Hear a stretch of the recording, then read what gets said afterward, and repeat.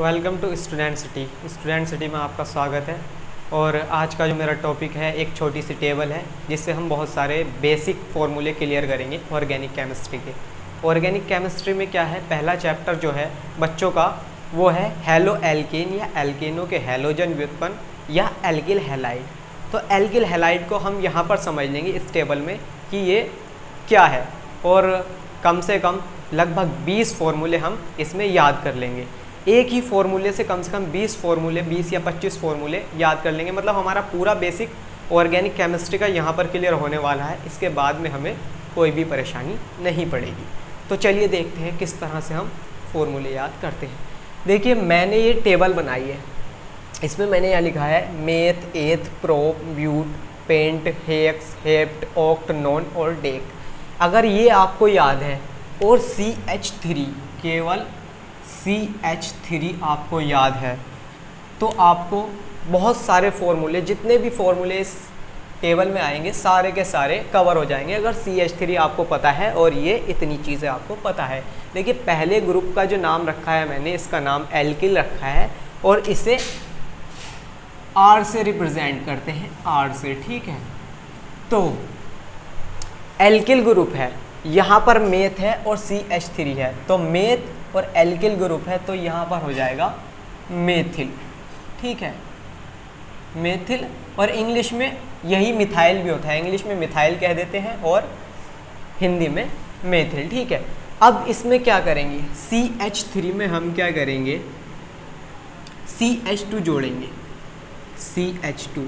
जब CH3 में CH2 जोड़ा, एक कार्बन और 2 हाइड्रोजन, तो एक कार्बन और एक कार्बन, 2 तो हो गए हमारे कार्बन C2, और H3 2 यहाँ पर है और 2 यहाँ पर है, तो H5, C3H5। अब यहाँ पर लिख देंगे हम, क्योंकि दूसरा नंबर है, सेकंड नंबर और कार्बन भी कितने हैं, 2 हैं, तो दूसरे नंबर पे लिखेंगे C2H5। और क्योंकि ये एथ है और जो हमारा ग्रुप है वो एल्किल है, तो इसी तरह से ये हो जाएगा एथिल और इसका नाम हो जाएगा एथिल, ठीक है। इसी तरह से हम क्या करेंगे, C2H5 में प्लस CH2 फिर से जोड़ देंगे। अब हमने CH2 इसमें जोड़ा तो फिर से एक कार्बन और 2 कार्बन, 3 कार्बन, 5 हाइड्रोजन और 2 हाइड्रोजन, 7 हाइड्रोजन, तो ये हुआ C3H7, यानी 3 कार्बन है, तो 3 कार्बन है। तीसरे नंबर पर क्या है हमारा, प्रोप है, एल्किल ग्रुप है, तो इसी तरह से हमारा हो जाएगा यहाँ पर प्रोपिल, ठीक है।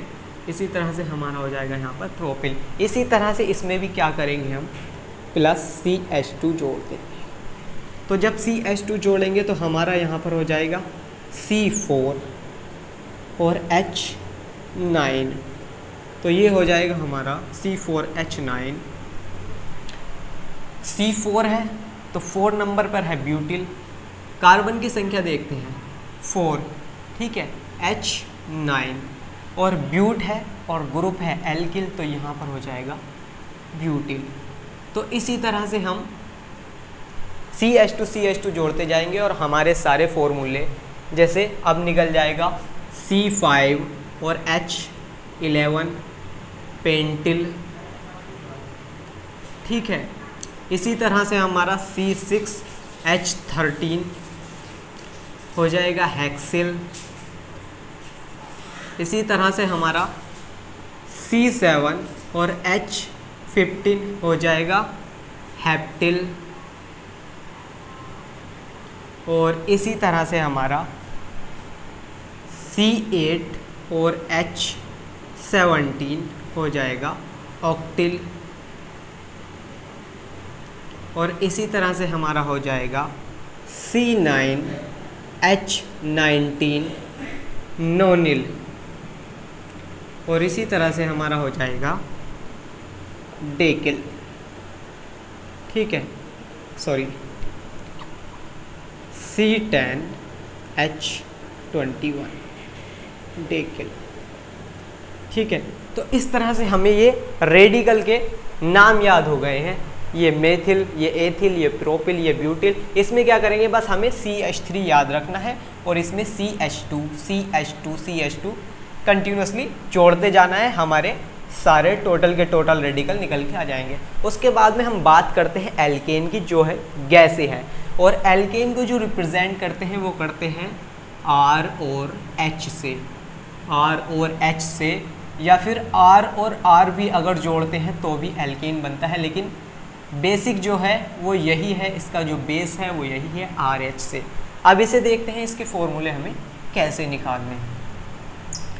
देखिए अब जो हमारा ये CH3 मेथिल आया था, अब इसमें क्या करेंगे, RH है तो एक हाइड्रोजन जोड़ देंगे। देखिए ये बॉन्ड है, बॉन्ड, इसे माइनस का निशान मत समझना, ये एक बॉन्ड है।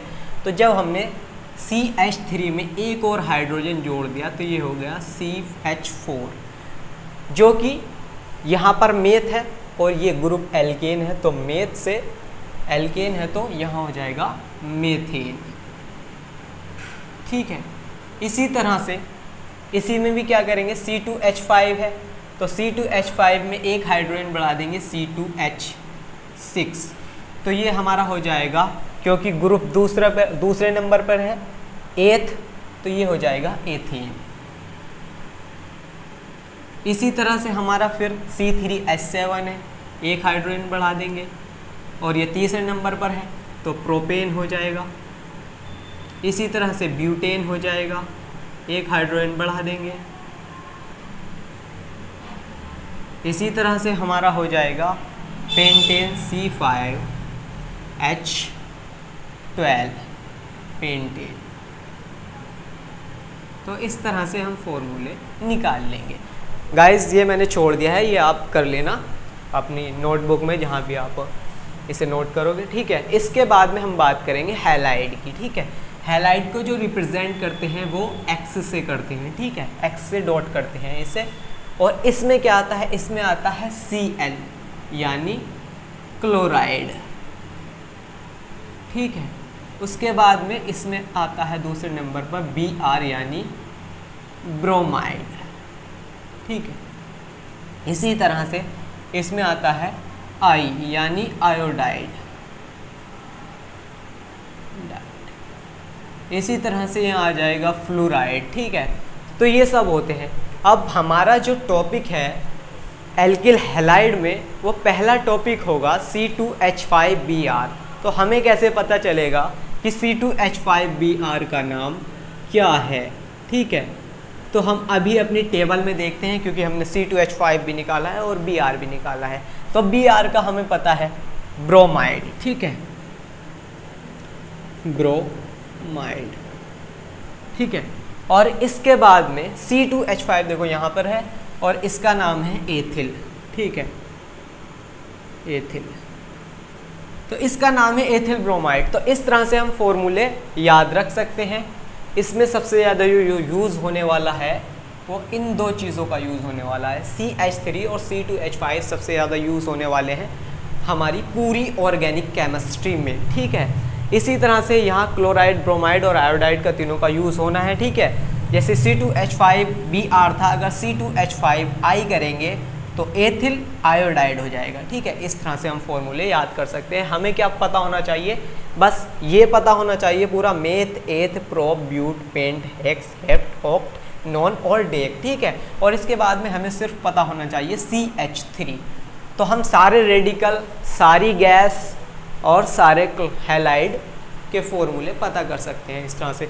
देखिए एक रिएक्शन है वोल्टेज रिएक्शन, वो इसी पर रिएक्शन है, आगे वो चैप्टर में आएगी भी, मैं यहीं पे करा देता हूँ क्योंकि मेरी वो याद आ गई है अभी के अभी। तो देखिए एक बार मैं रिएक्शन वो लिख देता हूँ, उसके बाद में हम थ्योरी पे जाएंगे और थ्योरी समझेंगे। तो मैंने जो रिएक्शन लिखी है देखिए, RX plus 2Na plus RX। ठीक है, अब ये हुआ, यहाँ लिखेंगे ईथर, ईथर या शुष्क ईथर। ठीक है, शुष्क ईथर लिख देंगे। उसके बाद में यहाँ पर आएगा R और प्लस 2Na Cl। ठीक है, अब हमें कैसे पता चलेगा कि ये जो ग्रुप है नया ग्रुप, इसका नाम क्या होगा? देखिए मैंने बताया था R से रिप्रेजेंट किसे करते हैं? एल्किल ग्रुप को। तो इसका मतलब ये क्या है? R एल्किल है। और X जो बताया था मैंने, वो कहा था कि हैलाइड ग्रुप को रिप्रेजेंट करते हैं X से, ठीक है।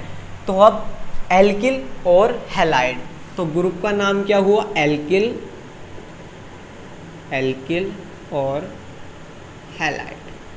तो ये नया ग्रुप जो है एल्किल हैलाइड है, जिसकी हम चैप्टर में बात करने वाले हैं, एल्केनों के हैलोजन व्युत्पन्न या एल्किल हैलाइड या हैलो एल्केन, ठीक है। तो इस तरह से, तो इसकी जो थ्योरी बनेगी अब क्या बनेगी? इसकी थ्योरी बनेगी एल्किल हैलाइड की अभिक्रिया शुष्क ईथर की उपस्थिति में सोडियम धातु के साथ कराने पर, एल्किल हैलाइड की अभिक्रिया शुष्क ईथर की उपस्थिति में सोडियम धातु के साथ कराने पर एल्केन प्राप्त होते हैं। एल्केन प्राप्त होते, सॉरी एल्केन, ये एल्केन है, ठीक है। अब हमें कैसे पता चलेगा ये R और R एल्केन है? चलो फॉर एग्जाम्पल करके देखते हैं। मान लिया इस R की जगह मैंने ले लिया CH3, क्योंकि एल्किल ग्रुप से कुछ भी उठा सकते हैं R की जगह, तो मैंने लिया है CH3, और X की जगह मैंने ले लिया Cl, ठीक है। प्लस उसके बाद में 2Na प्लस वही CH3Cl, ठीक है। उसके बाद में शुष्क ईथर, और अब ये CH3 आएगा RR की जगह, और प्लस 2NaCl, क्योंकि X, सॉरी यहाँ X, क्योंकि X की जगह Cl आएगा, क्योंकि X की जगह पर हमने लिया है अब Cl, और R की जगह CH3 लिया। अब ये जो CH3 है, देखो C कितने हैं? 2, C2 और H कितने हैं? 3 और 3 6, तो C2H6 और C2H6 जो हमने देखा था, यहाँ पर देखा था, ठीक है। और इसका नाम है एथेन, सॉरी एथेन। तो इसका नाम एथेन है और ग्रुप में किसके है? एल्केन में है। और यही बात तो वह कह रहा है कि एल्किल हैलाइड की अभिक्रिया सोडियम धातु के साथ कराने पर शुष्क ईथर की उपस्थिति में एल्केन प्राप्त होते हैं। यह अभिक्रिया वोल्टेज अभिक्रिया कहलाती है, और बहुत ही मोस्ट इम्पोर्टेंट है, हर पेपर में आती है, 12th क्लास के हर पेपर में आती है, 99% ये रिएक्शन आती है, और बहुत ही हल्की है, थ्योरी बहुत हल्की है। तो हमें पता चल गया एल्केन कैसे बनते हैं, हमने इसका एग्जाम्पल भी देख लिया, ठीक है। तो ये वोल्टेज रिएक्शन है। इसके बाद एक दूसरी रिएक्शन है फ्रैंकलैंड रिएक्शन, वो भी हम अभी करके देख लेते हैं, क्योंकि बिल्कुल सेम ही रिएक्शन है, थोड़ा सा अंतर है, बिल्कुल थोड़ा सा, ठीक है। तो उसे भी देख लेते हैं। वोल्टेज रिएक्शन है ये,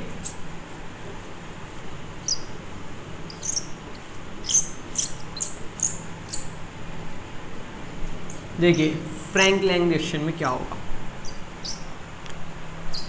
फ्रैंकलैंड रिएक्शन के लिए पहले मैं रिएक्शन लिख देता हूँ, उसके बाद में हम थ्योरी लिखेंगे। प्लस Zn प्लस Rx और एरो, ठीक है। इसके बाद में RR same plus Zn x2, ठीक है।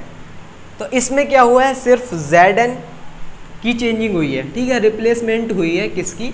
सोडियम की Zn से, बाकी सब ऐसे का ऐसी है, ठीक है। तो ये एल्किल हैलाइड है, वही पहले मैंने बताया था।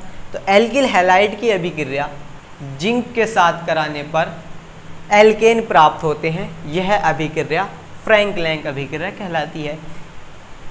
फिर से देख लेंगे, आपके C2H5 लेकर देख लेते हैं, C2H5 और Br लेके देख लेते हैं, plus Zn plus C2H5Br arrow, RR की जगह C2H5 प्लस Zn Cl2, ठीक है। अब C2H5 कितना हो रहा है? C4H10, ठीक है। और C4H10 जो है फॉर्मूला है ब्यूटेन का, ठीक है, N ब्यूटेन या ब्यूटेन, देखिए ये। तो इस तरह से हमें पता चल सकता है फ्रैंकलैंड रिएक्शन है ये, बहुत ही मोस्ट इंपॉर्टेंट, दोनों रिएक्शन बहुत ही मोस्ट इंपॉर्टेंट है। होप ये आपको टेबल समझ में आई हो। आप स्क्रीनशॉट ले सकते हैं इसका 1 2 3। तो गाइज़ अगर वीडियो आपको अच्छी लगी तो चैनल को सब्सक्राइब कीजिए, लाइक कीजिए। Thank you.